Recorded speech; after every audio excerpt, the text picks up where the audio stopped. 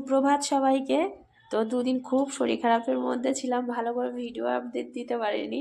তো এই সকালবেলা আজকে একটু অনেকটাই সুস্থ আছি। তো তো মানে একটু হালকা হালকা দুর্বল লাগছে। তো যাই হোক, সকালবেলা চারজনের দুধ নিয়েছি, দুধ হরলিক্স আর ব্রেড, কলা, ডিম সিদ্ধ, বিস্কিট আছে। আর আমার শাশুড়িরও আছে। তো আমার শাশুড়ি দুধ খাবে না, মানে উনি চা খেয়েছে সকালবেলা। এখন একটু ব্রেড, কলা আর ডিম সিদ্ধটা দেবো। তো আমাদের চারজনের আর এই আমাদের পাঁচজনের টিফিন এটাই। তা এখন এটাই খেয়ে নেবো সকালবেলা। খেয়ে টেয়ে তারপরে এবার রান্না করব, সেন্টারে যাব।